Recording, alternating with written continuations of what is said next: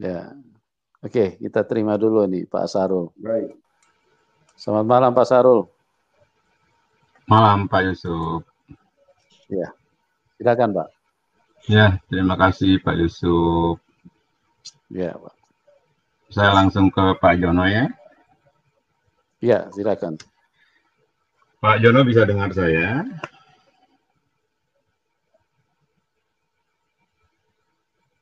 Malam Pak Jono. Pak Waluyo. Oh, Pak Waluyo saya. Oh, sorry. Saya bacanya ujung itu Pak Jono itu.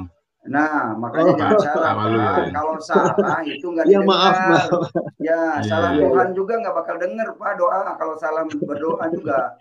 Kalau minta Mohon maaf Tuhan, Pak Waluyo, karena teman saya ada juga Harjono, panggilnya Jono Pak. Oh, iya. Makanya hati-hati salah panggil. Jadi saya panggil apa nih Pak? Pak Jono atau Pak Waluyo ini? Teman-teman saya suka panggil saya Uyo, ada yang Rio, ada yang Har, ada yang John. Memang. Oh iya, tapi enaknya Pak John kayaknya ini.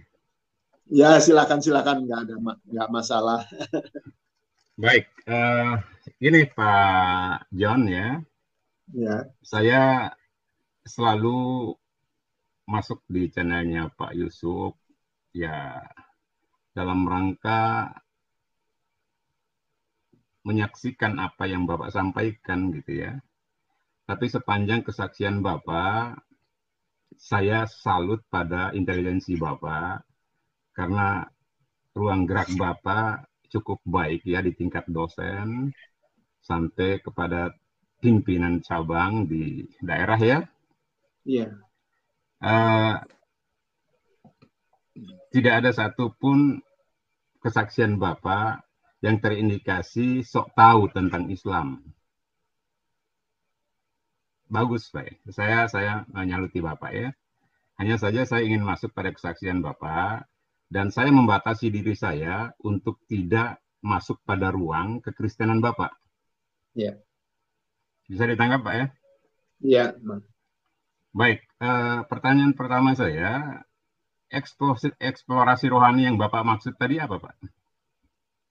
Eksplorasi? Bapak tadi membicarakan saya mencoba mengeksplorasi rohani saya. Apa maksud Oh Bapak? Iya. Ya jelas Pak, begini, namanya eksplorasi kan, saya belajar Islam itu bukan di pesantren Pak. Ya, saya belajar Islam itu formal, yaitu di sekolah yang saya katakan tadi. Saya belajar fikih, belajar tauhid, kemudian belajar akhlak, dan belajar apalagi tarikh dan lain-lain gitu. Itu formal di sekolah. Nah, namanya di sekolah kan beda dengan di masjid, Pak. Ya kalau di masjid kan diajari di luar apa yang kita rasakan di sekolah. Makanya saya ikut di situ pengajian, ikut ya kegiatan-kegiatan gereja lain, ya termasuk ceramah-ceramah dari Pak Ustadz. Nah, sedangkan kalau di sekolah kan nggak ada, gitu loh.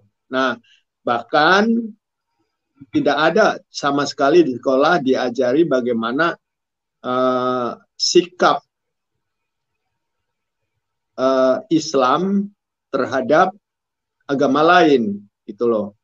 Nah, disitulah yang saya baru dapat ada di masjid saya, yang kalau sekarang mohon maaf sering dikenal dengan sedikit ada unsur radikal, gitu. Karena sering menyebut bahwasanya orang di luar Islam itu kafir.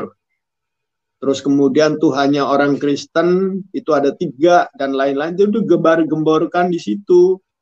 Padahal kalau di sekolah kan nggak pernah, gitu loh. Di samping lain ada positif-positif yang lain, karena memang kita banyak dibekali oleh Pak Ustadz itu dengan ayat-ayat, ya, tidak seperti di sekolah. Ayat-ayat Al-Quran banyaklah yang waktu itu yang saya rasakan. Cuman yang saya katakan tadi, ketika saya memperoleh, maaf saja ya, saya cerita apa adanya, pendapat seperti ini dari Pak Ustadz, misalkan orang Kristen itu sembayangnya cuman seminggu sekali katanya. Padahal kalau Islam aja yang sehari 5 kali sembayangnya saja begini-begini, apalagi yang cuman seminggu sekali. Nah ini kan seperti perbandingan sebenarnya nggak perlu gitu menurut saya. Setelah saya mengeksplor, ternyata ada ceramah-ceramah seperti itu. Nah, kalau sekarang mungkin lebih berani lagi karena waktu itu kan masih rezimnya Pak Soeharto, ya, masih sangat ketat waktu itu. Nah, beda dengan sekarang, di mana-mana orang bisa bicara, intinya kayak gitu. Nah, itu yang saya rasakan, yang saya maksudkan dengan eksplorasi, karena saya di sekolah-sekolah nggak memperoleh hal-hal semacam itu. Intinya kayak gitu Pak, maksud saya. Terima kasih. Baik, terima kasih Pak John ya. Artinya Bapak mendengar yang disampaikan Ustadz itu hanya mengambil kesimpulan itu hanya batasan ucapan Ustadz. Tidak pernah Bapak melihat atau membuka Al-Quran bahwa itu yang disampaikan oleh Allah. Tentang kekafiran manusia di luar Islam tadi, Pak. Ya, memang saya akui bahwasanya untuk belajar seperti di pesantren enggak, karena kita kan batasannya hanya di masjid. Apa yang Ustadz ucapkan itu juga seringkali juga dia akan membuka Al-Quran, ya, membuka Al-Quran, ayat-ayatnya dan lain-lain gitu loh. Nggak mungkin kita seperti di pesantren, karena memang itu spesial untuk belajar agama gitu. Saya katakan dari kecil, ya, bapak saya membina saya sebagai orang yang lebih banyak berkecimpung di dunia pendidikan umum, termasuk saya kuliah. Soalnya seperti ini contohnya ya, saya mau sampaikan. Ketika saya membuat suatu wine, ya, itu teknologi hasil pertanian, itu kan terbentuk alkohol, ya, terbentuk alkohol. Nah, semakin lama proses itu yang dimana jus-jus buah itu dari berbagai macam buah diinokulasi dengan Saccharomyces cerevisiae, jenis bakteri yang memproses glukosa menjadi alkohol. Nah, itu kan terjadi di kampus. Nah, saya kan berpikir dikaitkan dengan masalah haram dan tidaknya alkohol itu. Ya, saya tanya sama Ustadz, Pak Ustadz, itu mengenai mabuk, itu penyebabnya kan adalah alkohol, khamr dalam hal ini. Nah, sebenarnya yang mengharamkan itu khamr atau mabuknya gitu. Pak Ustadz bilang kalau yang mengharamkan itu ya khamrnya, alkoholnya gitu. Oh gitu. Jadi sedikit pun pasti haram, saya bilang. Iya betul, khamar itu haram gitu. Nah terus saya tanya, Pak Ustadz, kalau itu yang dimaksud berarti banyak makanan yang sebenarnya haram, tetapi tetap dimakan, termasuk orang-orang muslim kita juga makan itu. Contohnya tape yang dari tape ketan, beras ketan sampai tape singkong, itu juga banyak mengandung alkohol, tapi tetap dimakan.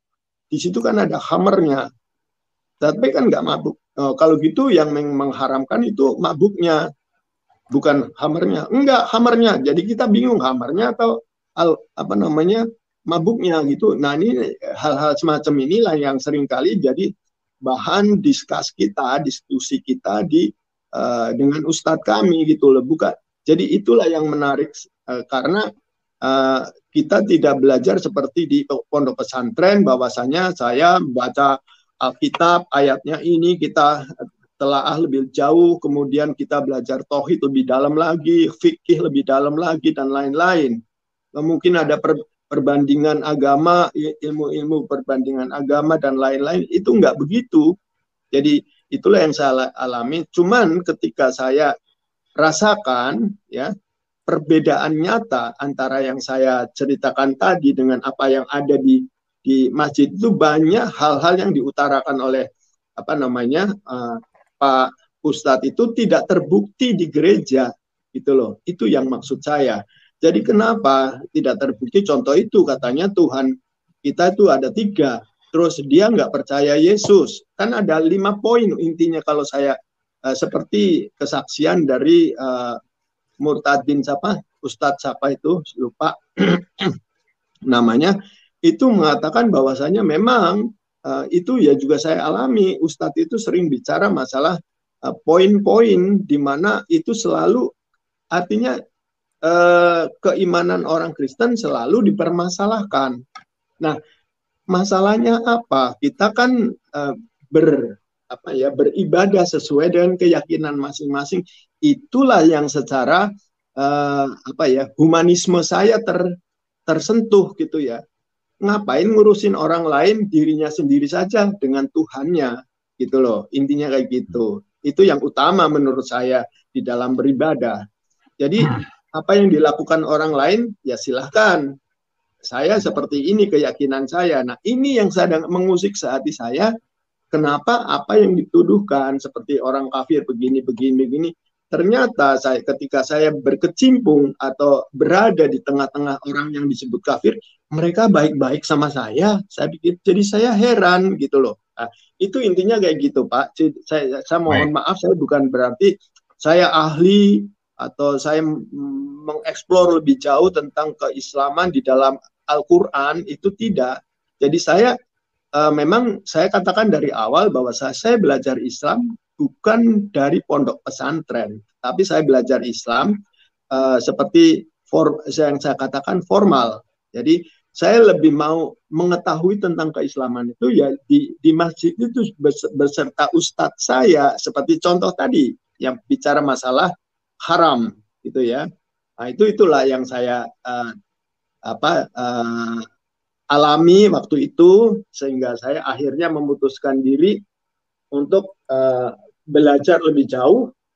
Satu, itu alasan saya. Keduanya, jujur aja, saya kalau melihat ini menyaksikan sendiri ya, bahwasanya kalau saya ada di dalam masjid ya, saya melihat si ustadznya itu lebih banyak bicara bahasa Arab ya. Saya melihat lingkungan saya, para jemaatnya itu banyak yang tidur.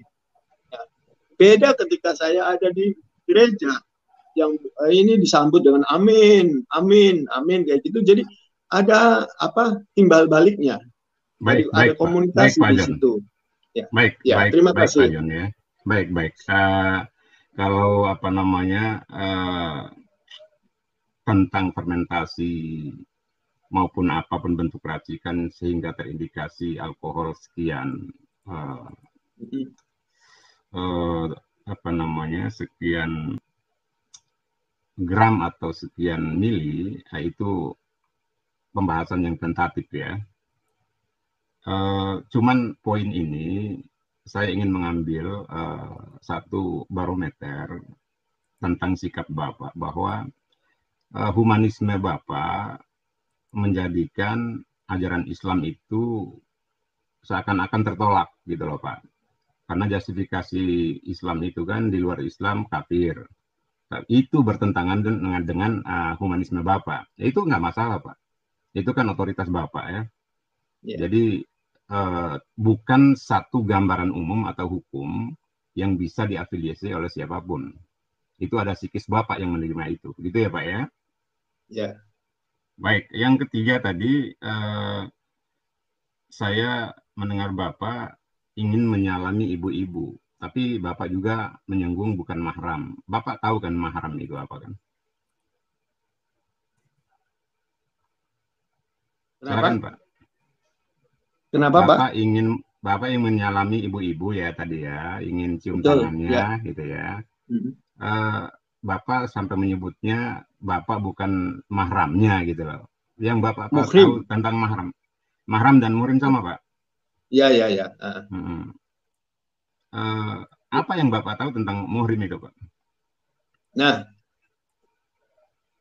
begini, kalau setahu saya ya, maaf saja saya udah hampir 50 tahun nggak pernah sentuh lagi, ya.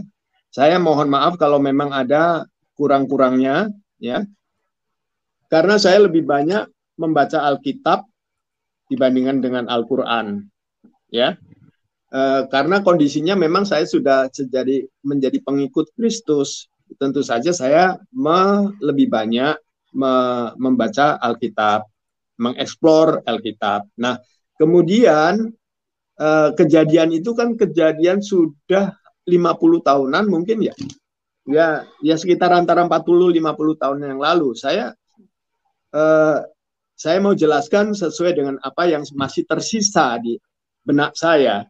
Namanya muhrim, ya. Oh, ini bukan muhrimnya. Itu setahu saya yang disebut muhrim itu orang-orang, ya, orang-orang yang bagi kita itu ada batasan-batasannya. Seperti ini, kalau laki-laki dengan perempuan, ya, laki-laki dengan perempuan, kalau itu bukan muhrimnya, ya, tidak berhak kita melakukan tindakan ini kayak gitu. Ya, seperti tadi salaman saja nggak boleh, katanya bukan muhrimnya. Itu yang mengatakan adalah ibu pengurus masjid, ya. Jadi saya kaget karena saya selama ini salaman dengan perempuan nggak dilarang itu di lingkungan saya, ya, Islam di lingkungan saya gitu loh, ya. Tetapi ketika itu saya sebagai rasa hormat, betul-betul tidak ada niat-niat yang mengundang nuansa seksual, katakanlah itu, sama sekali enggak gitu. Saya hanya mau menyentuh tangannya, mau mencium karena saya hormat kepada beliau, tetapi beliau tangannya ditarik ke belakang, nggak boleh salaman dengan orang yang bukan muhrimnya, kayak itu. Beliau yang mengatakan. Nah, saya kaget. Nah, di situ merasa harga kemanusiaan saya itu tertolak, gitu loh. Nah, itu saya merasakan sekali. Intinya baik, kayak Pak gitu. John. Baik.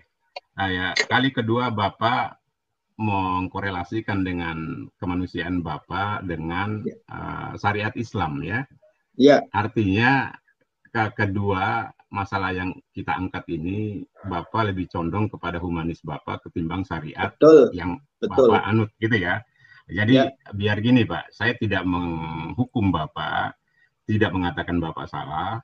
Inilah yang Bapak pahami tentang Islam, gitu ya. Nah, yang berikut, Pak, masih ada waktu, Pak Yusuf? Ya, boleh, Pak, boleh, silakan. Baik. Yang ketiga itu, Pak, menyatunya laki-laki dan perempuan itu memang diatur, Pak, di dalam peribadatan. Bapak tadi mengatakan, saya senang banget melihat di gereja tidak ada batasan laki-laki dan perempuan. Nah, itu ruang gereja, ya. Saya tidak mau mengatur mereka. Tapi ruang Islam betul diatur, Pak. Jadi jangan kaitkan lagi humanisme Bapak dengan syariat Islam. Jadi syariat Islam itu emang mengatur jarak laki-laki dan perempuan karena batasan jelas diatur, bahkan bersentuhan dengan sengaja itu adalah sesuatu yang membatalkan wudhu, gitu ya, Pak, ya? Betul. Nah, jadi sejauh ini begitu saja mungkin, ya, karena emang tidak ada indikasi Bapak menjelekkan Islam sehingga Bapak meninggalkan Islam. Tidak ada satu indikasi bahwa Islam itu salah. Hanya saja berbenturan dengan humanisme Bapak. Gitu ya? Mungkin begitu, Pak John, Pak Yusuf? Ya. Ya, mohon maaf Pak John kalau ada yang kurang berkenan di saya. Itu ya Pak John, ya. Jangan pergi ya. dulu, Terima kasih. diskusi dulu dengan Kece. Janganlah 200.000 aja lu belum bayar gimana sih? Enak aja. Bacanya nggak benar. Jadi gini, kalau sudah benar mahorijul hurufnya sama tajwidnya sama harakah bayatinya, baru saya bayar. Oh, MTQ juga kalau menurut kriteria penilaian baru dibayar. Kalau nggak menurut kriteria nggak dibayar. Soalnya baca Qurannya masih belepotan. Makanya masih perlu belajar lagi ke Muhammad Kece. Iya benar. So tahu. Iya, masih belepotan soalnya. Ya, kita begini. Mungkin Pak, tadi dulu. Kita, apa? Kita ini kan udah tua. Kita siapa kan, bilang enak aja? Enak aja siapa? Nggak bakal muda lagi. Enak aja. Nggak bakal muda lagi. Tentu mungkin manusia itu ada batasnya. Ya paling lama tuh 100 tahun. Ya. Nah, terus? Yang perlu kita mengedukasi penonton, mengedukasi kita diri sendiri. Kemana arah tujuan kita setelah mati? Sedangkan Muhammad sendiri hanya dekat dengan jin. Tidak ada ayatnya Muhammad dekat dengan Allah. Begitu. Semalam udah dikasih tahu kamu. Enggak, biar penonton malam ini yang baru bisa biar tahu gitu loh jawaban dari Mr. Sahrul S2. Biar pada dengar malam ini. Emang salah kamu semalam, udah kalah juga. Mana begini, ada Muhammad dekat dengan jin? Itu coba Pak Yusuf tolong dibentangkan surat 72 ayat yang ke-19 ya. Udah dikasih tahu itu Muhammadnya dalam kurung. Malam ini. Jangan dibahas. Bentangkan malam ini biar penonton malam ini teredukasi. Dapat jantungnya sekarang. Boleh deh, boleh. Silakan. 72 ayat 19. Iya itu. Aduh. Nah, terus nanti surat 3 Al-Imran ayat 45. Kita bandingkan. Jangan potong-potong ayat. Lanjut nanti sampai 23 ya. Lanjut sampai 23. Surat 30. Tadi ini sebelum 17, masuk 19 ini, buka dulu. Nanti sampai 23 udah semalam loh Pak Kece, jangan dibahas lagi. Iya, nggak apa-apa. Saya kan di sini mengedukasi penonton, bukan ribut-ribut, nggak benar. Biar yang mendengar tuh dapat. Masa mau kalah mulu Pak Kece? Nggak apa-apa. Semalam udah kalah, masa kalah mulu? Nggak apa-apa. Yang penting nyambung itu aja lah. Silakan. Ya, itu sudah ada Pak di layar Pak. Nah, ini dia. Ini kan di sini ada wawu tasjid, ada nun tasjid, terus haknya pakai tanda paca. Udah jangan pakai bahasa Arab, jangan. Terus lamnya. Oke lah. Jangan diketawain orang, jangan. Saya hormati Pak Syahrul S2, saya hormati terjemahnya aja lah, karena memang umat terjemahan. Silakan. Baca. Pak Kece lah baca, enak aja. Baca. Pak Kece aja yang baca, capek gue semalam baca. Begini loh, capeknya sampai berhari-hari ya kasihan. Itu capek mikir itu. Masalahnya Muhammad tidak masuk surga. Itu yang membuat capek dia. Mau ninggalin malu, iya mau tinggalin malu, udah ngelawan Muhammad Kece, nggak usah malu-malu dah. Berserah diri, rendah hati, Tuhan Yesus, aku terima Yesus. Begitu, nggak usah repot-repot. Pak Kece. Iya. Pak Kece nggak malu apa semalam udah kalah telak gitu? Nggak apa-apa. Saya bukan kalah, tapi mengalah. Beda ya, maknanya mengalah dengan kalah. Iya. Udah kalau ayat ini lagi mah, kan udah selesai ayat ini. Lilin juga demi menerangi sekelilingnya rela terbakar habis. Itu lilin. Saya belajar dari lilin. Dihina, direndahkan oleh Sahrul S2 nggak apa-apa. Padahal saya wartawan loh. Wartawan itu punya akademisi loh. Malam ini saya bisa lucu yang Pak Kece. Saya padahal wartawan nih sebenarnya ya, tapi nggak apa-apa lah. Sorry Pak Kece, nggak bakal lupa saya dihina. Nah ini saya bacakan ya. Dan sesungguhnya ketika hamba Allah Muhammad berdiri menyembahnya, melaksanakan salat. Nah Muhammad ini sholatnya berdiri, nggak ada ruku sujud, berdiri ini. Mereka jin-jin itu berdesakan mengerumuninya. Begitu. Terus apa poinnya di sini?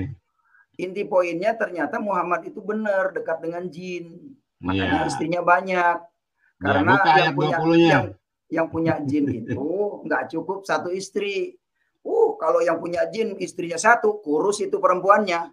Begitu. Karena netein orang dewasa, ada hadisnya. Kaceh. orang dewasa begitu. Oh, Pak Kaceh. Iya.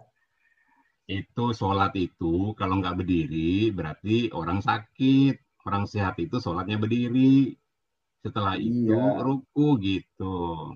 Terus buka ayat 20-nya Pak Yusuf. Oke, ayat 20. Sudah ada di layar. Katakanlah Muhammad, sesungguhnya aku hanya menyembah Tuhanku dan aku tidak mempersekutukan sesuatu pun dengannya. Tuh Pak Kaceh, itu Nabi itu, jin aja itu diceramahi. Ini Pak Kaceh diceramahi nggak mau masuk Islam sih. Itu kata jin ini. Ini kata itu Pak jin. Kaceh, jangan ambil satu ayat saja. Iya, itu kata jadi jin saya ini. Pak Kaceh sama jin itu hamba Allah yang disuruh beribadah, gitu Pak Kaceh. Nah, Pak Syahrul sudah melihat jin itu belum? Pak Kaceh apa sih, di mute ya Pak Kaceh ya? Sudah melihat jin belum Pak Syahrul?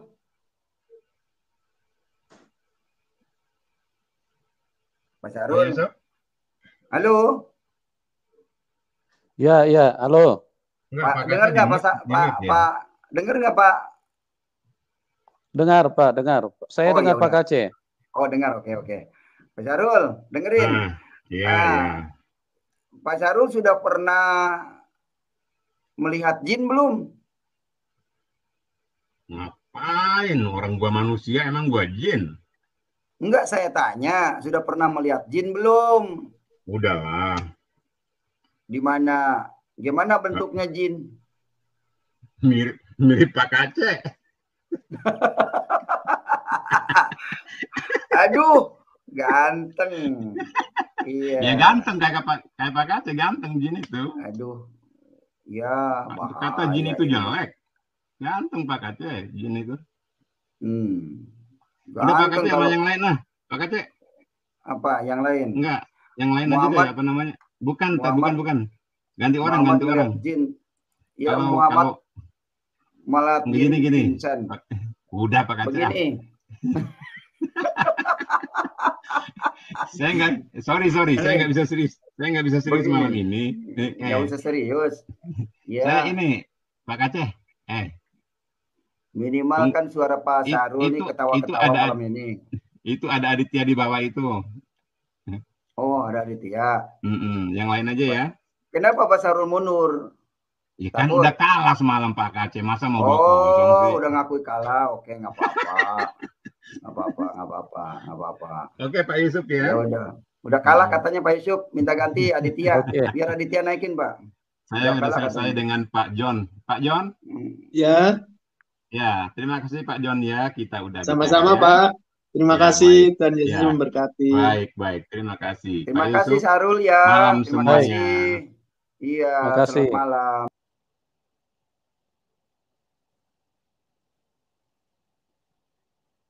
Oke, kita ke Aditya. Salam mempesona. Ya, selamat malam dan salam mempesona Pak Yusuf. Dan salam mempesona kepada Pak Walujo dan Pak Kaceh. Ya, selamat malam semuanya. Pak Aditya. Aditya, gimana channelnya udah babak belur? Ditinggalkan sama penonton. Oke. Mas Adit, kapan dibaptis Mas Adit? Iya, segera dibaptis lah. Keburu kena corona loh. Saya ini hampir tiap hari dibaptis saya. Kan baptis itu kan sama aja gak sih dengan mandi wajib itu lah. Ya kan? Mirip-mirip ya. Beda. Nanti kalau tidak dibaptis secara rohani di dunia, nanti di akhirat dibaptis di neraka selamanya. Oke, begini Pak Kaceh, saya ingin bertanya ke narasumber ya. Tapi sekali lagi saya mohon maaf ya, karena memang saya tidak nonton dari awal video kesaksiannya Bapak Walujo Harjono ini ya. Oke. Jadi pertanyaan saya kan kalau judulnya itu kagum ajaran Tuhan Yesus, Muslim tinggalkan Islam ya, luar biasa ya. Iya, apa namanya? sudah berapa tahun Pak meninggalkan Islam ini? Sejak saya mahasiswa tahun 70 sekian, lupa ya, sudah lama banget. Oh, tahun 70 sekian. Bapak lahir tahun berapa, Pak? Saya lahir akhir tahun 51. Oh, saya pikir lahir tahun 60 apa 80 ya. Oke lah.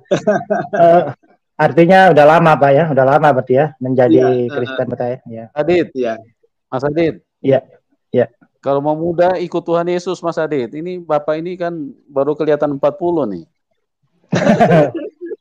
Muda kelihatannya, Roh Kudus beda. Nah. Oke.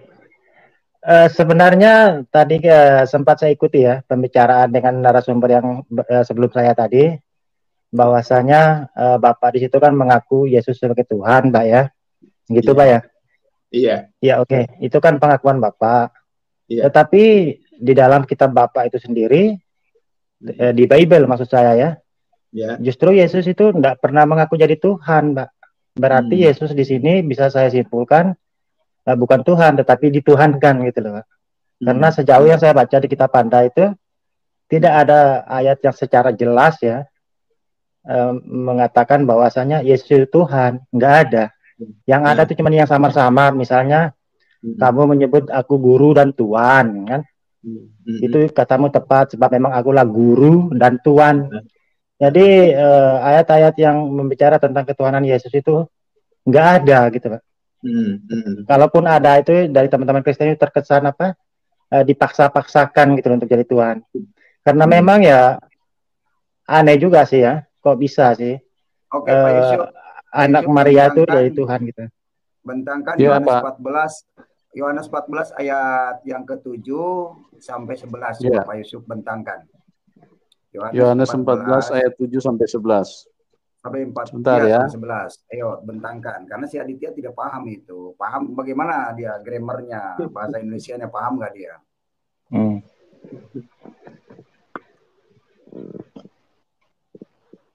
Yohanes berapa tadi? 14 Pak, 14. Yohanes. Itu kita favorit itu. Yohanes 14 ayat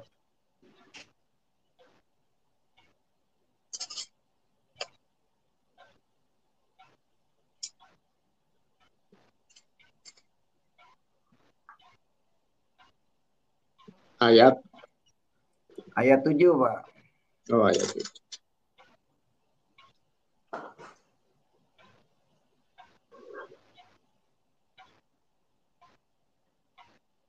Enggak ada Pak ayatnya. Sekiranya kamu mengenal aku, pasti kamu juga mengenal Bapakku. Sekarang ini kamu mengenal dia dan kamu telah melihat dia. Ya. Itu ayatnya Pak ya? Iya, jadi ayat itu jadi begini, ayat itu benar. Artinya siapa yang mengenal Yesus, maka dia mengenal Bapaknya. Artinya apa? Yang harus kita kenal Bapaknya itu bagaimana cara mengenal Bapaknya Yesus? Tentu kita akan merujuk ke ayat Bible itu sendiri ya. Oh iya. Bagaimana perkataan Yesus di Bible itu ya. Dengarlah hai Bani Israel. Ini kata Yesus ya, Bu. Hai Bani Israel, sembahlah Tuhan Allah kita, Tuhan itu Esa. Nah, itu ya Pak, jalan yang benar itu maksudnya menurut Yesus, karena Yesus itu memerintahkan untuk menyembah kepada Tuhan yang dia sembah gitu loh. Itu yang benar. Jadi Yesus tidak pernah mengatakan inilah aku ini adalah Tuhan. Kan tidak ada seperti kata-kata seperti itu kan. Jadi masih bersifat ambigu itu Pak. Bisa ditafsir kemana-mana itu. Karena memang pengajaran Yesus itu. Kalau hanya ayat itu iya bisa dikatakan ambigu. Coba langsung ayat 10-11-nya Pak. 10-11-nya naikin. Ayat 10. 11. Tidak percayakah engkau bahwa aku di dalam Bapa dan Bapa di dalam aku? Apa yang aku katakan kepadamu, tidak aku katakan dari diriku sendiri, tetapi Bapa yang diam di dalam aku, dialah yang melakukan pekerjaannya. Selanjutnya ayat 11, percayalah kepadaku bahwa aku di dalam Bapa dan Bapa di dalam aku. Atau setidak-tidaknya percayalah karena pekerjaan-pekerjaan itu sendiri. Nah, udah jelas gamblang. Yesus itu mengaku dirinya Tuhan. Nah, karena di dalam Yesus ada Tuhan. Nah, makanya ini diperlengkapi lagi oleh Yohanes 17. Jadi banyaklah, Dit. Makanya baca ayat jangan satu ayat supaya tidak kamu bingung. Ya, Terus, maka ya betul. Kalau mau baca firman Tuhan harus minta hikmat Tuhan. Ya kalau kamu baca Alkitab tapi minta hikmatnya ke jin, ke Muhammad, ya nggak bakal nyambung karena jin itu maunya membawa kamu ke neraka biar kamu tidak mengenal Yesus. Begitu. Jadi begini Pak Aceh. Jadi untuk menjelaskan ayat itu, ya yang bisa menjelaskan ayat itu tuh bukan asumsinya Pak Aceh, tetapi yang bisa menjelaskan ayat itu tuh kita merujuk ke tentunya ke Yohanes 5 ayat 30 ya. Jadi situ jelas ya. Nah, di situ Yesus berkata, aku tidak dapat berbuat apa-apa dari diriku sendiri. Aku menghakimi sesuai dengan apa yang aku dengar dan penghakimanku adil. Sebab aku tidak menuruti kehendakku sendiri, melainkan kehendak Dia yang telah mengutus aku. Nah, itu jawabannya. Bagaimana Pak Aceh? Salah, ya kan? Jadi salah, kamu salah baca itu. Salah baca, Dit. Begini, Dit. Salah baca. Sekarang begini logikanya, Dit. Kalau kamu ingin masuk surga, harus ikuti orang yang berasal dari surga. Ya Muhammad tidak ada ayatnya berasal dari surga. Kamu ikutin, ya salah sendiri kalau kamu nanti masuk neraka bersamanya. Pak Aceh bicara surga aja, bicara ayat-ayat aja lah. Yang berasal dari surga itu Isa Al-Masih. Jadi kalau Isa Al-Masih itu berasal dari Allah kembali kepada Allah. Coba Pak Yusuf bentangkan Al-Quran surah 3 ayat 45. Udah sebentar, ini udah gak nyambung dengan Alkitab. Al-Quran Pak Yusuf surah 3 Al-Imran ayat 45. Biar dia nyadar gitu loh. Kalau begini. Surah 3 Al-Imran ayat 45 silakan. Dibentangkan. Oke, sambil menunggu Al-Quran dibuka begini Pak Aceh. Apa namanya? Pak Aceh mengatakan Yesus itu dari surga. Itu nggak ada ayatnya, itu asumsi Pak Aceh. Yesus itu berasal dari rahimnya Bunda Maria. Dilahirkan, itu yang benar. Ya, kok Pak Aceh mengatakan dari surga, dari rahimnya Bunda Maria, itu baru benar. Dia butuh proses gitu loh. Itu dia menunjukkan kalau Yesus itu ciptaan. Nah, ya kan? Ini 45. Nah, ini ya. Ini kata malaikat loh. Malaikat itu yang kenal Allah. Malaikat itu yang bersama dengan Allah. Idh qalatil malaikatu ya Maryam inna Allah yubasiruki bikalimati min asmuhul masihu Isa ibn Maryam wajihan fi dunya wal akhirati wa minal muqarrabin. Ingatlah ketika para malaikat berkata, ini malaikat loh yang berkata. Malaikat itu adalah makhluk yang dekat dengan Tuhan. Apa kata malaikat? Wahai Maryam, sesungguhnya Allah menyampaikan kabar gembira kepadamu tentang sebuah kalimat dalam kurung firman darinya, dari Allah. Ini dari Allah, firman dari Allah, yaitu seorang putra. Namanya Al-Masih Isa putra Maryam, seorang terkemuka di dunia dan di akhirat. Dan termasuk orang yang didekatkan kepada Allah. Nah. Isa jadi begini. Dekat dengan Allah. Nah, Muhammad di mana dekat dengan Allah ayatnya? Bentar dulu, jangan tarik kesimpulan dulu Pak Aceh. Di mana-mana, sebentar. Di mana-mana kita jumpai tentang Yesus yang diceritakan dalam Al-Qur'an, ya.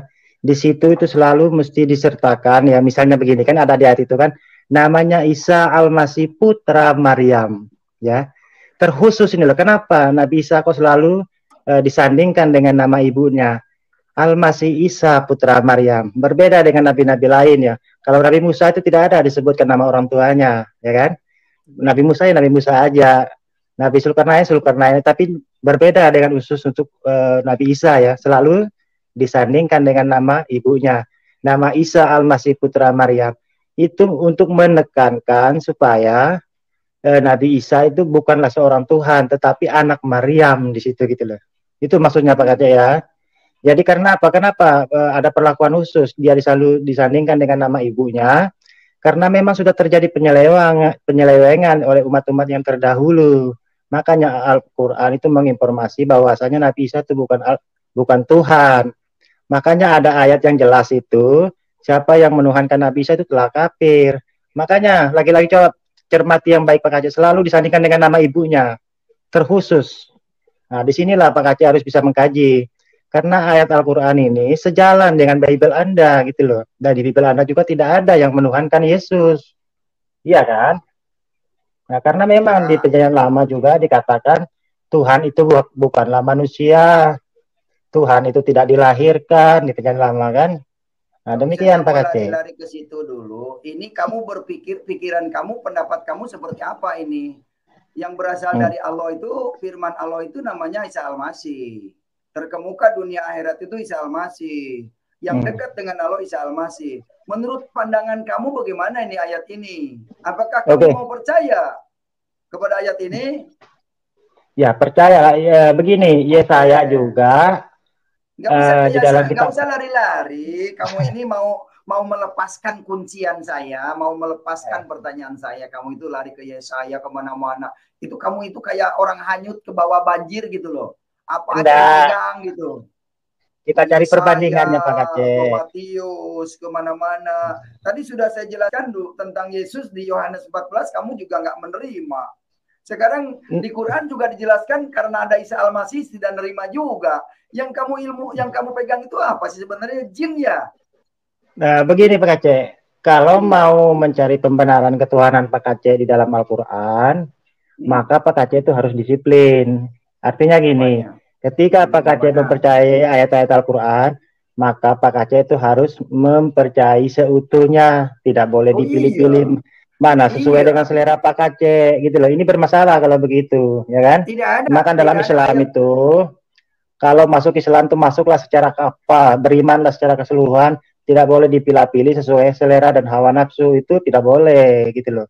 Karena jelas dalam Al-Quran posisi Nabi Isa itu siapa, bahwasanya siapa yang menuhankan Nabi Isa itu telah kafir. Itu poinnya, itu tekanan yang paling penjelasan yang paling tegas di situ. Ya kan? Oke, baik. Karena memang semua manusia itu rohnya. Oke, ayat 55. Ayat 55-nya naikin. 55. Rohnya manusia itu berasal dari Allah semua, Pak Kacek. Ayat 55, coba Pak Yusuf, tolong dibantu. Pak Yusuf, ayat 55-nya. Nah, siapa yang kafir di sini? Coba lihat ayat 55 ya. Siapa yang kafir? Muhammad Kacir atau Adit? Atau Muhammad? Nah, ini dia. Ingatlah ketika Allah berfirman, ini Allah yang berfirman.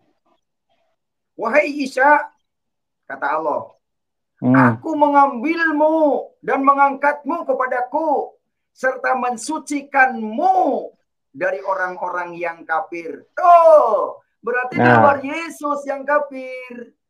Dan menjadikan orang-orang yang mengikuti kamu di atas orang kafir hingga hari kiamat. Nah, pengikut Isa itu akan di atas orang kafir hingga hari kiamat. Kemudian hanya kepada akulah kembalimu. Tuh. Nah, jadi betul ayat itu Pak Kacek. Jadi betul. Siapa yang mengikuti Nabi Isa, ya itu orang-orang yang beriman, yaitu orang-orang yang lurus. Siapa yang tidak mengikuti Nabi Isa, itulah orang-orang kafir. Itu betul. Karena Nabi Isa mengatakan, dengar dulu, sebelum selesai.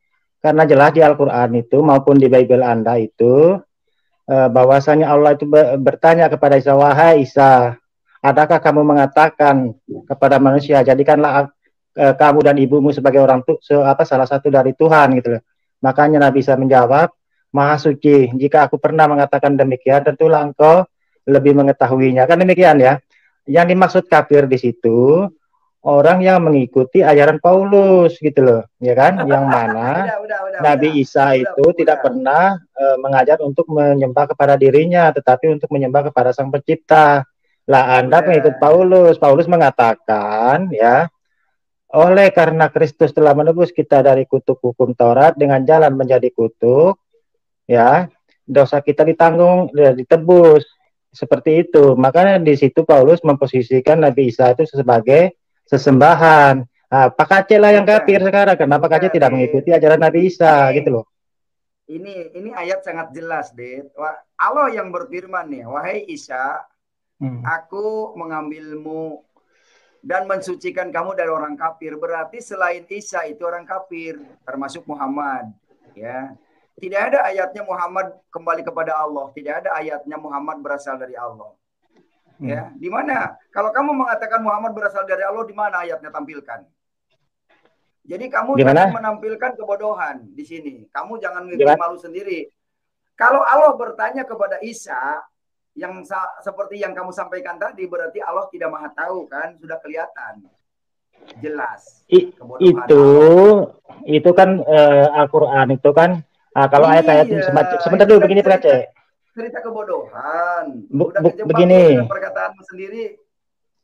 Begini, ayat ini itu tidak ada asbabun nusul. Kalau ayat begini, ini ayat yang menceritakan kejadian yang sudah lalu. Tinggal diceritakan saja, diceritakan ulang kepada umat-umatnya Nabi Muhammad ya. Karena memang kejadian ini kan sudah terjadi, tinggal diceritakan. Begini loh cara umat Nabi Isa saat dulu itu mengingkari mereka. Maksudnya mengingkari ajaran yang dibawa oleh Nabi Isa itu sendiri. Makanya Bani Israel sampai sekarang itu menolak ketuhanan Nabi Isa. Boro-boro mau diangkat jadi Tuhan, dijadi Nabi sekalipun tidak diakui oleh Bani Israel gitu loh. Dan lebih parah lagi malah digantung di tiang salib. Iya kan? Nah, dan itu fakta loh. Bani Israel sampai sekarang tidak ada yang menuhankan Yesus. Kamu berbicara itu membela yang salah, tetap akan ketahuan salahnya. Kalau kamu jadi jaksa, jadi pengacara, kamu membela yang salah, kalau kamu akan masuk penjara juga, Dit. Kalau begitu, kamu itu membela yang tidak. Sekarang kamu dalil kamu apa? Bicara kamu itu dasarnya apa? Kamu bicara itu. Ini yang ada dalilnya kamu tinggalkan. Ini yang jelas-jelas. Ayat ini sangat jelas. Kamu hindari. Gitu begini Pak Aceh. Ayat ini kan menceritakan sejarah masa lalu, ya. Dan sejarah itu bisa kita buktikan sekarang. Nah, sekarang mereka yang berpenganut Yudaisme, ya, kita tidak berbicara Yahudi di sini ya, karena orang Yahudi itu ada juga yang beragama Kristen dan ada yang beragama Islam dan ada yang menganut Yudaisme ya. Kita di sini berbicara dalam konteks umatnya Nabi Musa ya, yang betul-betul taat kepada Taurat Musa. Nah, sedangkan Nabi Isa alaihissalam itu diutus ya untuk mengembalikan umat Nabi Musa itu yang telah melalai kepada hukum Taurat dikembalikan sebagaimana mestinya yang diajarkan Musa ya. Nah, sekarang ini apakah umat Yudaisme itu masih mengimani bahwasanya Nabi Isa itu utusan Tuhan atau Tuhan gitu loh? Kan tidak. Nah, ini membuktikan kebenaran ayat ini karena memang orang Yudaisme sampai sekarang tidak pernah menuhankan Nabi Isa. Boro-boro dituhankan, dia akan jadi nabi sekalipun tidak dipercaya sama mereka dan itu terbukti sampai sekarang. Coba tanya orang Yudaisme, bagaimana posisi Yesus? Pasti dia bilang, wah itu Tuhannya orang Kristen katanya. Kami nggak kenal, kami Tuhan Musa yang di Gunung Sinai katanya. Itu jawaban mereka. Oke. Saya paham maksudmu. Kamu itu mau melepaskan pertanyaan saya dari ayat ini. Di mana ayatnya Muhammad dibersihkan oleh Allah? Di mana ayatnya Muhammad kembalinya kepada Allah? Ayo jawab dulu. Kalau kamu bisa menunjukkan ayatnya, banyak orang yang mualaf loh. Ya. Tapi kalau kamu tidak bisa menunjukkan ayatnya, banyak orang yang murtad. Tsunami murtad nggak bisa dibendung lagi, Dit. Kamu juga harus dibaptis, Dit. Kalau kita berbicara masalah baptis, dengerin dulu. Oke, saya jawab ya. Kamu udah panjang lebar tadi jawabnya ngelantur cuma asumsi pikiranmu sendiri. Kalau Muhammad Kaceh ini dalilnya loh, jangan keluar dari konteks. Kamu renungkan ini. Kamu sebenarnya mau masuk surga apa mau ke neraka sih, Dit?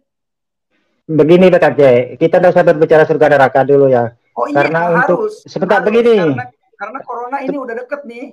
Aditya kalau tidak percaya Yesus, aduh, nanti di neraka kekal loh, Dit. Oke lah, kalau memang ada corona sekarang Pak Kaceh, ngapain takut mati? Kan Pak Kaceh sudah dijamin pasti masuk surga. Jangan takut lah. Takut mati. Kalau bisa minta mati secepatnya. Kan sudah dijamin, pasti.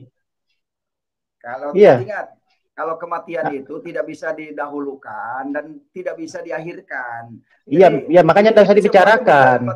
Enggak, saya berbicara ini, kamu mau ke surga, mau ke neraka. Yang mau ngajak ke surga sudah jelas, Yesus. Yang mau ke neraka ngajak jelas Muhammad. Ya, jelas ayatnya. Oke, saya jawab ya. Neraka, silakan. Ya, dan surat Ali Imran kan sudah cukup menjawab itu, 144. Di situ dikatakan, dan Muhammad hanyalah seorang rasul. Sebelumnya telah berlalu beberapa rasul. Apakah jika dia wafat atau dibunuh, kamu berbalik ke belakang atau murtad? Barang siapa yang berbalik ke belakang, maka tidak akan merugikan Allah sedikit pun dan akan memberi balasan kepada orang-orang yang bersyukur. Ya, jelas ya Pak Aceh ya. Nah, terus di surat Al-Asab juga, Muhammad itu bukanlah bapak dari surat. Adit, Pak, kamu saya patahkan omongan kamu. Kamu menyebut ayatnya aja udah salah. Al-Imran ayat 54. 144. Oh, nah kalau itu benar. Tapi kan tidak menyatakan Muhammad akan membawa ke surga. Tidak ada itu ayatnya membawa Muhammad masuk surga. Ya, ini dulu nih renungkan nih. Ini dulu renungan. Ini kata Allah loh. Kamu kata Allah aja kamu tolak. Ini firman Allah loh. Ingatlah Allah berfirman. Ini Allah yang berfirman lu kamu tolak. Aduh. Betul. Begini Pak Aceh ya. Begini. Peristiwa Nabi Isa itu rentan waktu dengan datangnya Nabi Muhammad itu kan 600 tahun, ya kan? Kejadian yang diceritakan di Al-Quran, ayat Al-Quran yang Bapak Aceh share screen ini kejadian sudah 600 tahun yang lalu, ya kan? Dengan datangnya Nabi Muhammad, ya, dengan Al-Quran yang diwahyukan oleh Allah melalui perantara Jibril, menceritakan ulang kisah Nabi Isa itu. Ya, bagaimana Nabi Isa diingkari oleh umatnya sendiri gitu loh. Bagaimana mereka mengingkarinya, mereka tidak mau mengikuti, mengatakan bahwasanya engkaulah bukanlah Mesias, bla bla bla ya. Tidak ada rabi dari begitu begini kan. Begini dulu. Sebentar. Bahkan lebih. Ayat ini belum 600 tahun, baru 10 menit ditampilkan oleh Pak Yusuf. Belum 600 tahun. Enggak, isi konten ya, konten apa maksudnya? Begini loh. Tidak ada penjelasan substansinya ayat ini itu. Iya, kamu jangan ngelantur. Kalau ada ayat berikutnya menyatakan bahwa ayat ini 600 tahun yang lalu, baru saya akan percaya. Berarti omongan rentan waktu iya. Turunnya Al-Qur'an itu dengan peristiwa Nabi Isa itu kan lebih kurang 600 tahun. Makanya diceritakan, diinformasikan ulang di Al-Qur'an gitu loh. Kalau kamu bagaimana? Kalau kamu bisa menampilkan sumbernya bahwa dari 600 tahun yang lalu dari kitab ini loh, ayat ini, boleh saya percaya. Tapi kalau hanya asumsi kamu, siapa orang yang mau percaya? Sekarang orang sudah pada cerdas, Dit. Ada Mbak Google, ada YouTube. Sudah nggak bisa dibohongin lagi, Dit. Ya kan itu dia kan ini. Yang penting begini, yang kembalinya kepada Allah itu Isa dan pengikutnya, artinya Yesus dan pengikutnya, bukan Muhammad dan pengikutnya. Iya, pengikutnya itu siapa pengikut Nabi Isa itu? Ya Hawariyun itu, karena mereka memang betul-betul taat kepada ajaran Yesus. Karena Yesus sendiri mengatakan, aku diutus hanya kepada domba-domba yang hilang dari Bani Israel. Kalaupun ada ayat lain yang mengatakan, beritakanlah Injil kepada seluruh makhluk, itu ayatnya sisipan dan itu bisa dipertanggungjawabkan. Iya, Pak. Pak Aceh. Iya. Pak Aceh. Iya, Pak. Ya, ini Mas Adit ini umat kebingungan ini, Pak. Jadi kita mendingan bahas itu aja, Pak, Al-Quran atau hadis, Pak. Ya, Pak, hadis, tolong dibukakan hadis inilah, hadis apa namanya? Nggak usah dari topik dulu. Kita bahas Bible aja. Kan Bible katanya kitab suci, firman hadis Tuhan. Musnad Ahmad 2812 Pak Yusuf, buka. Kenapa takut dikritik? 28 hadis Musnad Ahmad 2812. Ulangan 23 ayat 31. 2812. Iya, 2812. Aduh, Pak Aceh, kita berani dikritik Bible ya, Pak Aceh, takut hilang donasinya. Oh iya, Pak Aceh. Pak Aceh, ada saya mau tanya, Pak Aceh. Ya. Tadi malam kan di kesaksian Pak Aceh itu kan Pak Aceh mengaku bahwasanya Pak Aceh itu punya ilmu kebal katanya Pak Aceh ya. Ini Mas Adit ini mengalihkan aja. Ini kita bahas hadis saja, Pak. Iya, hadis ini supaya jangan ke hadis ini. Saya tahu hadis ini ingin mengalihkan pembicaraan ini. Aduh, nggak bakal ketipu. Saya ini udah paham. Kamu itu dikendalikan jin. Nah, ini dia Aditya. Begini, habis bahas hadis kita bahas legal lagi, toh. Iya. Oke. Ini jelas, Dit. Aduh, jelas nih. Ya, jadi Musnad Ahmad berkata bahwa Muhammad ini, nah di sini telah menceritakan kepada kami Yahya bin Adam dan seterusnya. Ia berkata Nabi Shallallahu Alaihi Wasallam meminta kepada Jibril agar bisa melihat dalam wujud aslinya. Maka dia mengatakan, memohonlah kepada Tuhanmu. Maka beliau pun memohon kepada Tuhannya. Lalu muncullah warna hitam dari arah timur. Kemudian naik dan menyebar. Ketika Nabi Shallallahu Alaihi Wasallam melihatnya, beliau pingsan. Lalu Jibril menghampirinya, kemudian membangkitkannya dan mengusapkan ludahnya pada bagian dalam kedua rahangnya. Jadi Muhammad melihat Jibril itu pingsan dia. Begini. Jadi jawabannya di sini Pak Aceh. Jawabannya Pak Aceh itu buka Al-Quran surat An-Najm. Itu jawabannya di situ Pak Aceh. Itu Jibril itu kok warnanya hitam Pak Aceh. Kenapa Pak Aceh? Iya, karena itu kalau di Alkitab kan kalau hitam-hitam itu kan lambang kegelapan, Pak, lambang setan. Iya benar, kegelapan. Makanya Muhammad juga pingsan. Beliau pingsan. Kemudian naik menyebar. Ketika Nabi Sallallahu Alaihi Wasallam melihatnya, beliau pingsan. Lalu begini. Kalau jawabannya hari ini kita sinkronkan dengan Al-Quran surat An-Najm. Nah, di situ jawabannya Pak Aceh ya. Itu menceritakan bagaimana Nabi Muhammad itu di Sidratul Muntaha ya. Beliau itu berjumpa dengan apa yang Pak Aceh bacakan ini. Jadi begini ya. Kalau kita bicara masalah hitam dan putih warnanya ya, di kitab Pak Aceh juga ini lebih kurang mempesona malah ya. Kita ambil contoh bagaimana yang konon katanya Yesus itu Tuhan ya kan. Sampai dibopong oleh iblis ke atas gunung untuk dicobai gitu loh. Pertanyaannya, masa iya Tuhan yang menciptakan manusia, Tuhan yang menciptakan iblis kok dibopong oleh iblis untuk dicobai? Nah ini kan tidak masuk akal Pak Aceh. Siapa yang bilang dibopong? Ini Mas Adit, Anda jangan dibopong. Kamu mau mengalihkan perhatian.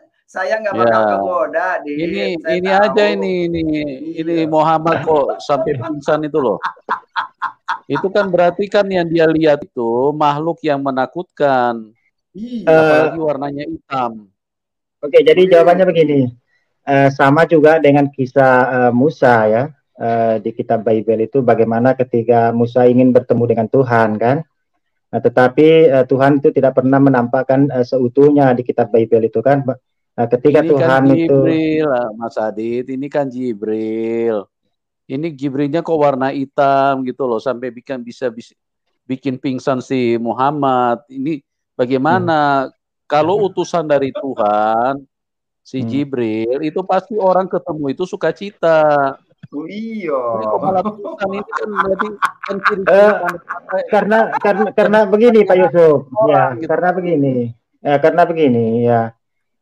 Penglihatan mata manusia itu kan ciptaan Tuhan. Penglihatan mata kita loh, ciptaan Tuhan ya. Mata kita ini kalau tidak ada cahaya setetes pun, maka mata kita itu tidak akan bisa melihat objek apapun gitu loh. Karena itu memang ciptaan Tuhan. Makanya manusia itu ya untuk melihat hal-hal yang gaib seperti malaikat Jibril itu tadi, apalagi sampai melihat Tuhan tidak bakalan mampu, maka dia itu pasti akan pingsan. Karena mereka saking besar, saking agungnya gitu loh, kan demikian, ya kan? Demikian juga Yesus itu. Ya, seperti itu, Mas Adit. Kalau orang ketemu sesuatu yang berasal dari Tuhan, itu akan membuat orang itu dipenuhi dengan dengan berkat, dipenuhi dengan sukacita, dipenuhi dengan damai, karena dia berasal dari Tuhan. Tidak pernah jadi begini, ada yang namanya orang ketemu sesuatu yang berasal dari Tuhan. Tuhan itu kan baik, maha baik. Bagaimana mungkin kalau sesuatu yang berasal dari Tuhan terus membuat orang pingsan? Nah, ini kalian harus pertanyakan baik-baik. Si Jibril ini siapa gitu loh, apalagi warnanya hitam. Karena begini Pak Yusuf, ya. Oke, ganti Pak Yusuf sebentar. dengan Ustaz Ahmad 31. Sebentar dulu Pak Aceh. Ganti lagi hadis giliran saya dulu. Jadi begini, sebentar. 3147. Jadi begini. Berapa Pak Aceh? 3147. Jadi giliran saya jawab dulu Pak Aceh. Jadi begini ya. 3137. Begini Pak Yusuf, Pak Aceh, jika Tuhan itu dapat dilihat, jika itu sesembahan dapat dilihat, berarti bukan Tuhan Pak Yusuf. Kenapa? Kalau yang objek yang bisa dilihat itu bukan Tuhan, karena di kitabnya Pak Yusuf, ya dijelaskan. Di Yesaya 1 ayat 18 itu di situ dikatakan, ini bagus nih hadisnya Mas Adit. Ini bagus. Sebentar. Ini tidak seorang pun yang pernah melihat Allah.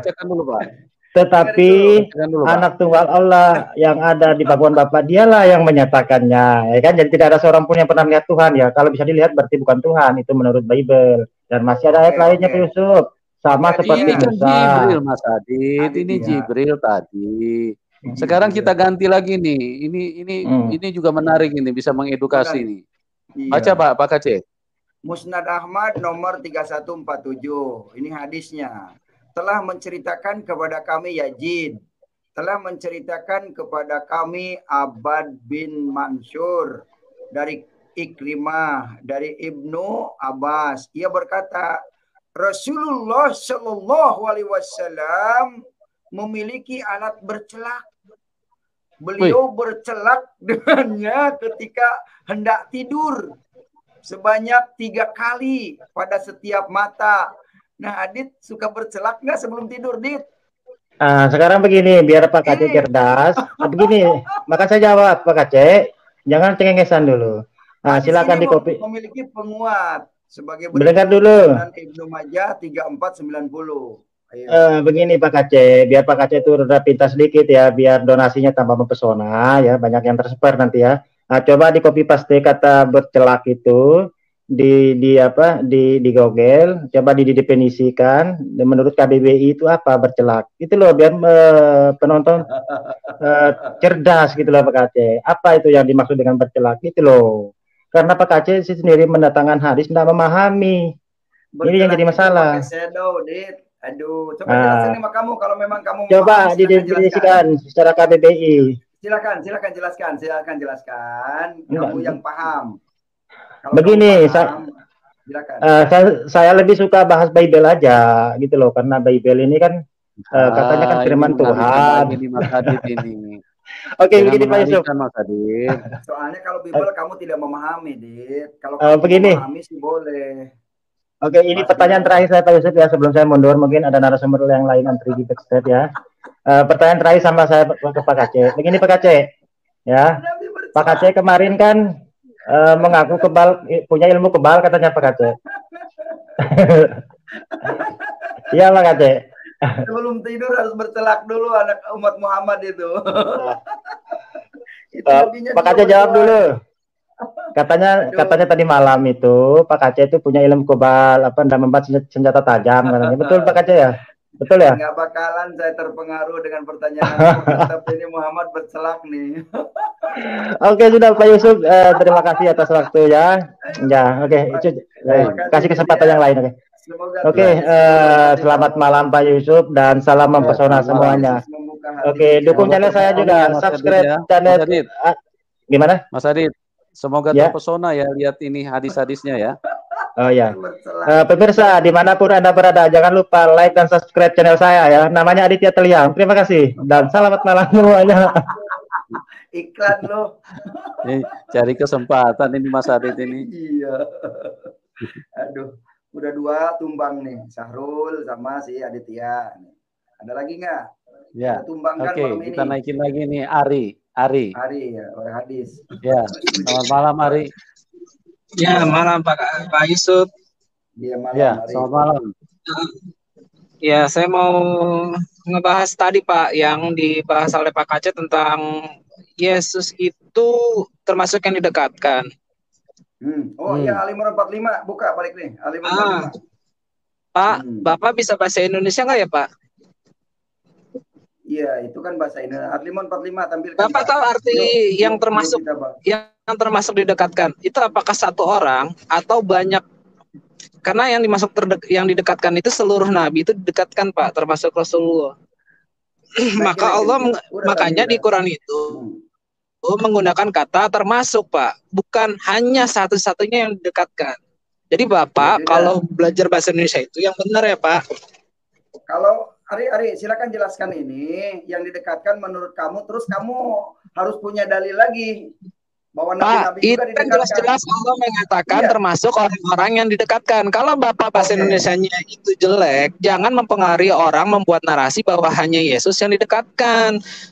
Itu seluruh para nabi itu didekatkan sama Allah, Pak. Mas Ari gini Mas Ari. Ya, saya gini, justru Pak, malah mau bertanya. Kan tadi narasinya adalah hanya Yesus yang didekatkan.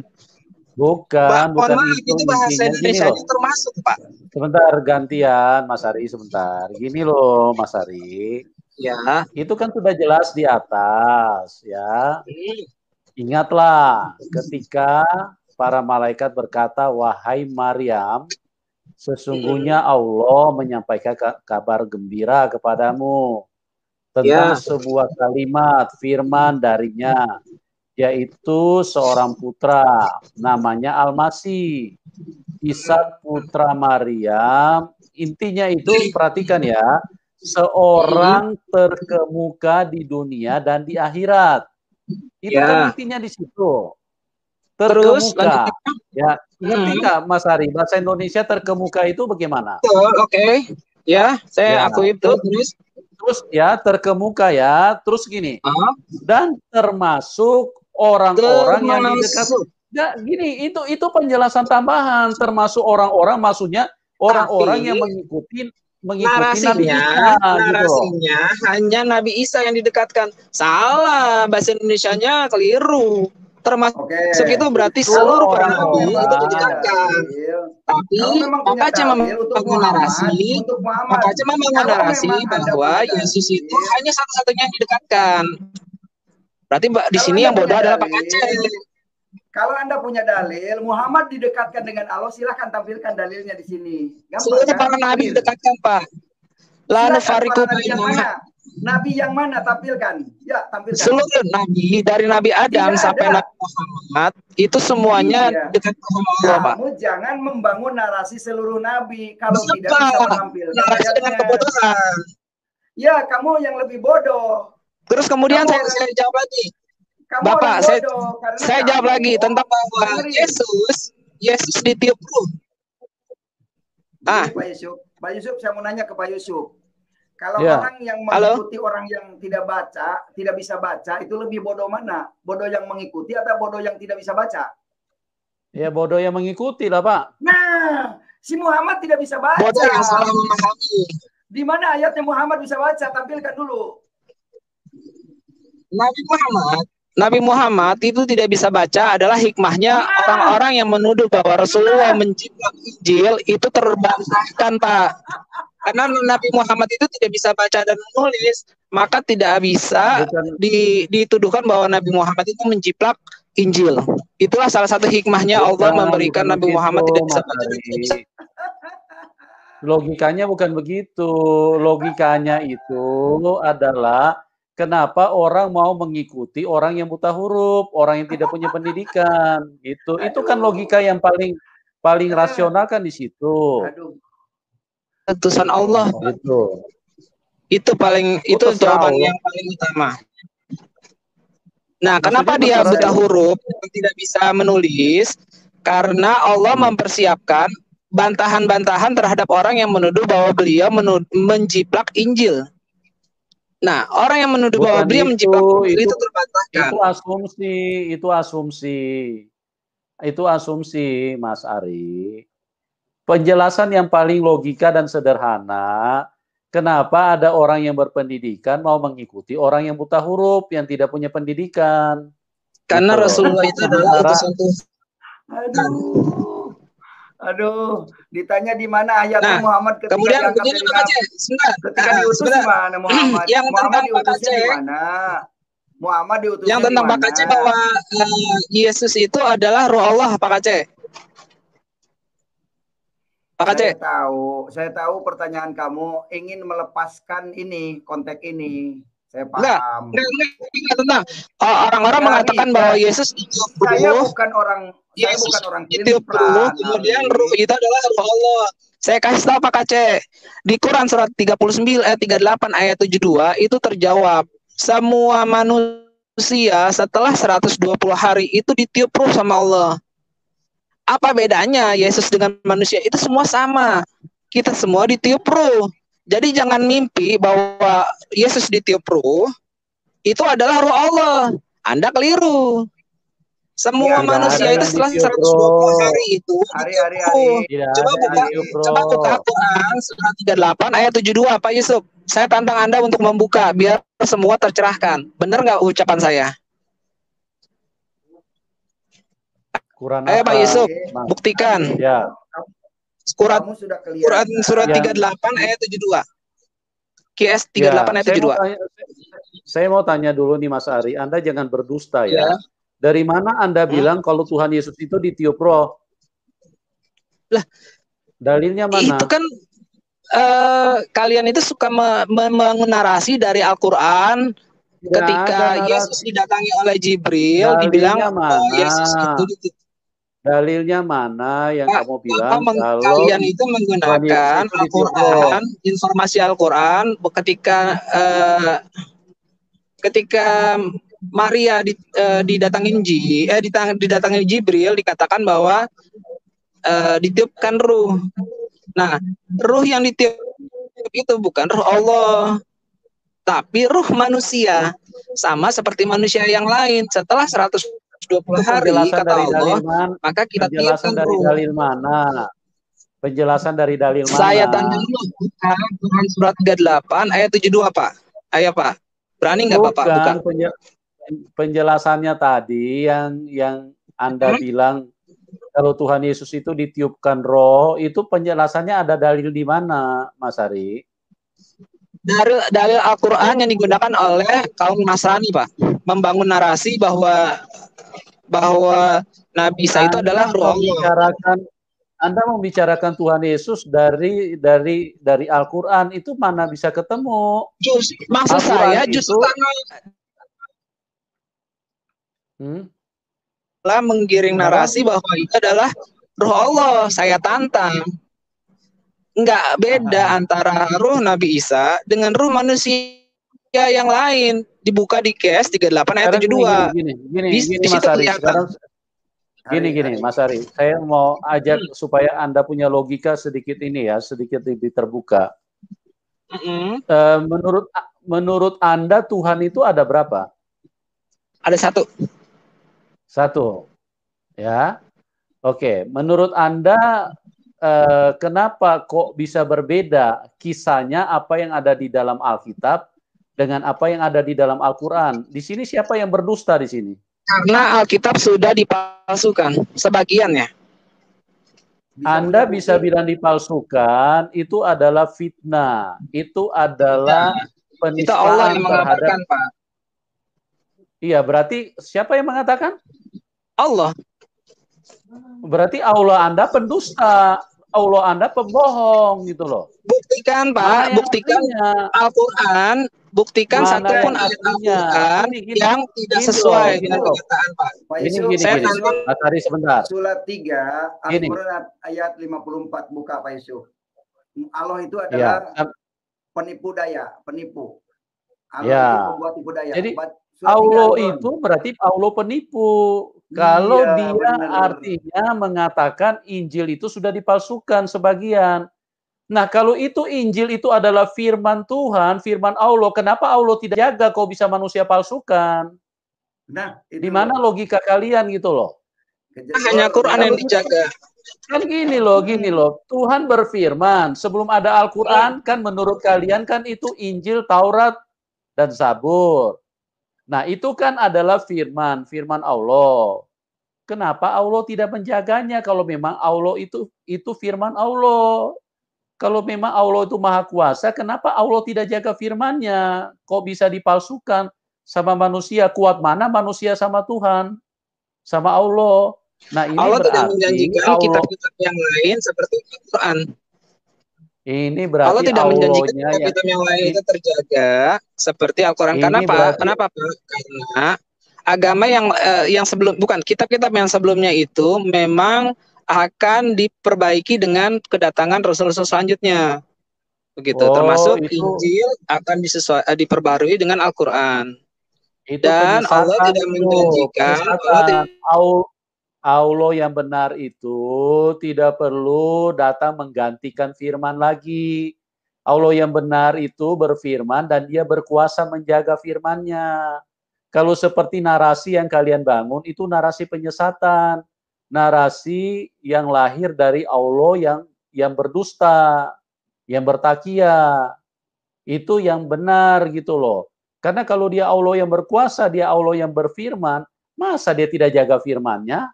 Kok bisa manusia dengan begitu mudah merubah itu gitu loh. Itu kan sangat tidak, logika kalian ini kan sangat tidak nyambung sama sekali. Bicara dengan anak SD pun juga itu akan diketawain gitu loh. Masa Tuhan yang Maha Kuasa tidak sanggup menjaga firman-Nya? Nah, surat 3 justru logika Bapak yang diketahui gini, Pak. Saya tanya sama Bapak, kalau memang Allah itu berbohong, tunjukkan sama saya satu ayat Al-Qur'an yang tidak sesuai dengan kenyataan, Pak. Oke, surat 3 Al-Imran 54. Surat 3 Al-Imran ayat 54, silakan. Surat 3 ayat 54, coba kita tampilkan. Tadi saya minta Quran surat 38 ayat 72 nggak pernah ditampilkan. Itu sudah ditampilkan. Udah tinggal tadi ya. Tadi sudah ditampilkan, nggak baca-baca sih gimana. Sekarang surat 3 ayat 50 berapa Pak Aceh? 54. Surat 3 Al-Imran. 54. Surat 3 bukan 38. Surat 3. Surat 3 ayat 58. Ayat 54.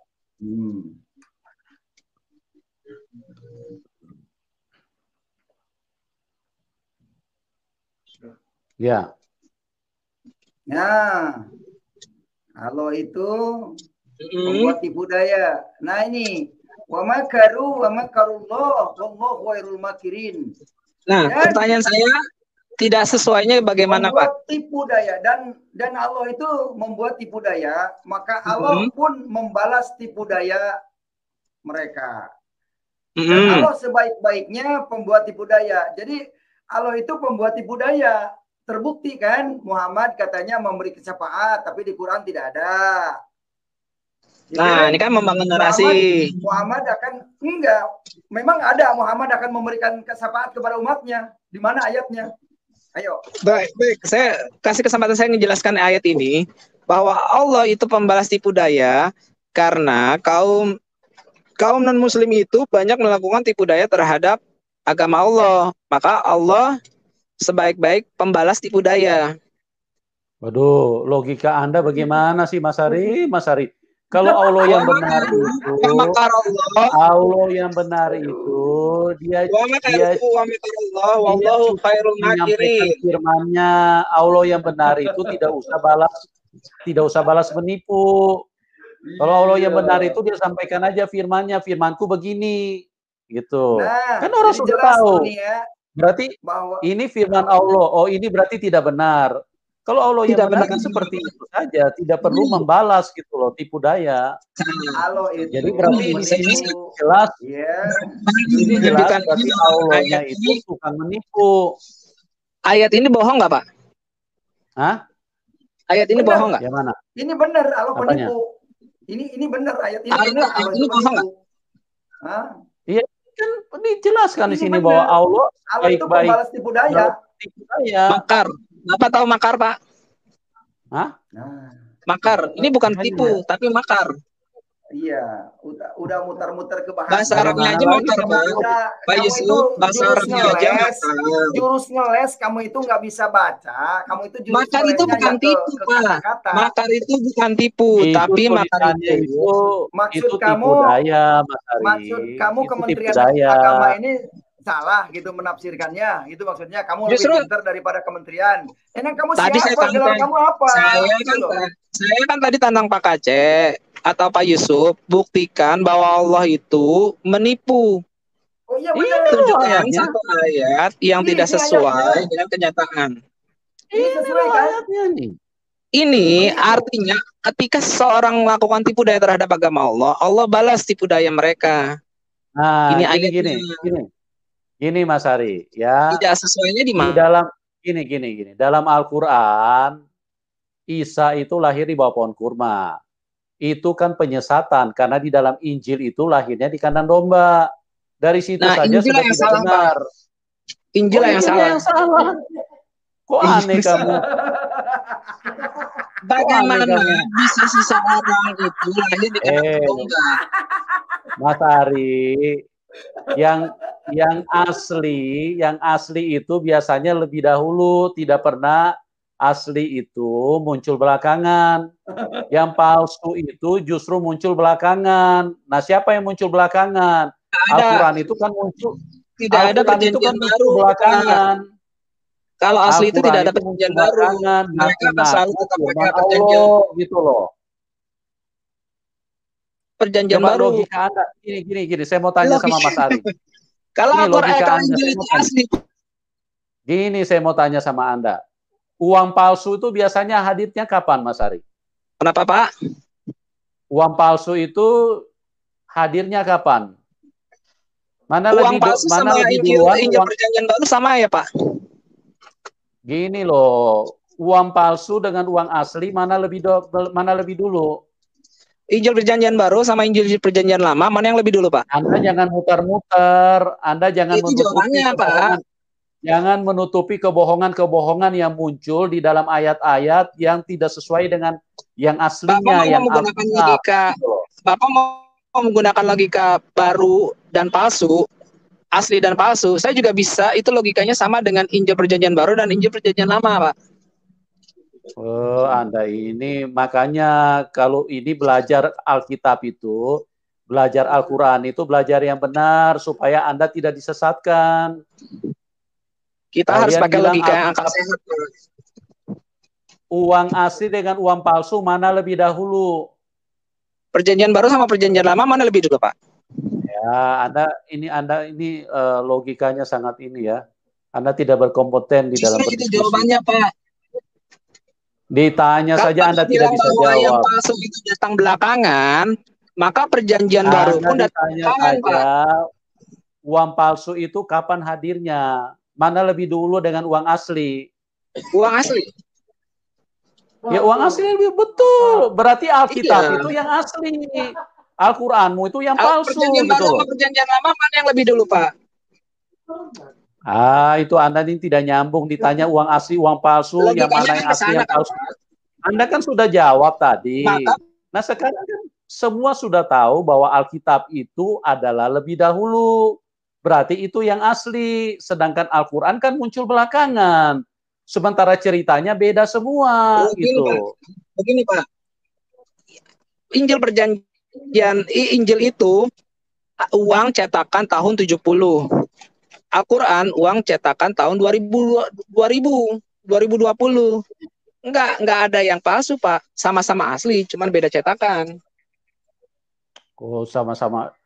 Uang yang palsu, sama-sama yang palsu. Tuhan, Pak. Kitab yang palsu itu selalu muncul belakangan. Logikanya kan gitu, Pak. Coba dengar nih, saya mau bicara sama Anda ya. Mana lebih dahulu? Firman Tuhan apa perkataan setan? Enggak ada yang lebih dulu, Pak. Semua bisa sama-sama sama, Pak. Jadi bagaimana caranya setan berbohong? Bagaimana caranya setan berbohong kepada manusia? Pak Yusuf berbicara pertama dan saya juga bisa berbicara pertama. Karena dua orang yang berbeda. Anda nanti diketawain penonton loh, ribuan ini orang yang menonton nih, ya. Justru orang yang nonton ini banyak yang masih punya akal sehat, Pak. Perkataan setan itu selalu muncul belakangan, Mas Ari. Ya, firman Tuhan itu selalu duluan. Makanya di Taman Eden coba Anda baca.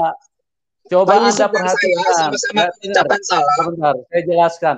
Ini channel ini untuk mengedukasi. Jadi kalau Anda tidak berkompeten, ya saya sarankan untuk tidak usah bicara, Mas Ari. Ya, di dalam Taman Eden, Tuhan berfirman kepada manusia, jangan makan buah itu. Ya, firman Tuhan itu datang lebih dahulu. Dan setan kemudian menyusul. Setan berkata, makan saja, jangan dengar Tuhan. Makan saja, Tuhan itu berbohong. Nah sama, Alkitab itu hadir lebih dahulu, Al-Quran itu belakangan. Nah, apa yang disampaikan di dalam Alkitab, sekarang Al-Quran mengatakan, jangan percaya itu. Itu sudah dipalsukan. Ini kan konsepnya sama dengan di Taman Eden gitu loh. Salah Pak, logika Bapak keliru. Kalau misalnya kita mengatakan uang, sama-sama cetakan peruri, bedanya satu cetakan tahun 70, satu cetakan tahun 2000. Sama Alkitab dan Al-Quran sama-sama dari Allah, Pak. Jadi logika Bapak itu keliru dan saya yakin di luar sana yang sudah menonton itu banyak yang punya atau pikiran yang masih sehat. Coba di mute dulu dia. Mas Ari, Anda ini pernah sekolah apa enggak ya? Ini bukan masalah cetakan. Ini masalah fungsinya, masalah manfaatnya. Uang asli itu manfaatnya memang mutlak, karena itu memang asli. Tapi uang palsu itu tujuannya mengambil keuntungan di balik kebohongan. Itu kan beda. Kalau masalah cetakan, itu bisa dicetak berulang-ulang. Bukan itu intinya. Intinya itu adalah kehadiran yang belakang ini dengan kepalsuannya, dia ingin mendapat keuntungan di dalam sesuatu yang tidak benar. Itulah yang dimaksudkan dengan asli atau palsu. Beda dengan masalah cetakan. Anak ini sekolah gimana sih, Mas Ari? Okay. Kan tadi Bapak bilang bahwa Nabi Muhammad adalah buta huruf dan tidak bisa membaca dan tidak bisa menulis. Dari mana bisa dikatakan palsu? Sedangkan logika saya memberikan logika. Kalau misalnya itu ibaratkan uang, maka dahulu cetakan uang bergambar monyet, uang ratusan itu konsepnya lain, Mas Ari, itu konsepnya lain lagi. Yang tadi dibicarakan soal masalah buta huruf, yang dibicarakan itu kenapa ada orang yang mengaku-ngaku berpendidikan kok mempercayai orang yang buta huruf? Gitu loh. Di mana logikanya? Kok orang mengaku berpendidikan tapi mengikuti orang yang buta huruf? Ini kan logikanya kan tidak logika mampet semua nih. Logika yang tidak nyambung semua. Mengikuti orang yang tidak punya pendidikan. Mengikuti orang yang tidak pandai. Jangankan pengetahuan, baca saja nggak bisa. Nah, apa yang mau diikuti? Ini namanya orang pintar jadi bodoh.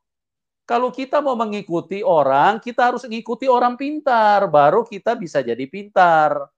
Nah, kalau mengikuti orang yang buta huruf, jangankan pengetahuan, baca saja dia kagak ngerti, gitu loh. Oke?